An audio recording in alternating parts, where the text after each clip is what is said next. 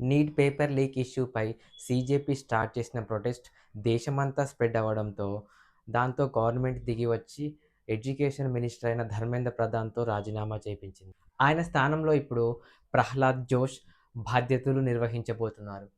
America అక్కడి లోకల్స్‌ని కాపాడడానికి ఒక కొత్త బిల్‌ను తీసుకువచ్చింది.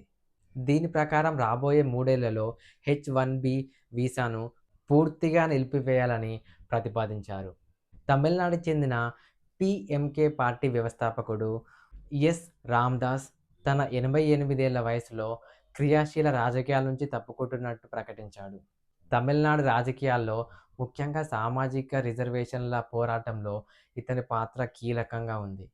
ప్రపంచవ్యాప్తంగా యాంటీబయాటిక్స్ వాడకం చాలా పెరిగిపోయిందని ప్రపంచ ఆరోగ్య సంస్థ వెల్లడించింది. చిన్న చిన్న రోగాలకు కూడా ఈ యాంటీబయాటిక్స్‌ని యూజ్ చేయడం వల్ల మనుషుల రోగనిరోధక శక్తి తగ్గిపోతుందని వైద్యులు హెచ్చరిస్తున్నారు. ప్రముఖ ఐటీ కంపెనీ అయిన హెచ్‌సీఎల్ టెక్ ఒడిశాలో దాదాపు 14,000 కోట్లతో ఆర్టిఫిషియల్ ఇంటెలిజెన్స్ డేటా సెంటర్‌ను నిర్మించడానికి ఒడిశా గవర్నమెంట్‌తో ఒప్పందం కుదుర్చుకుంది.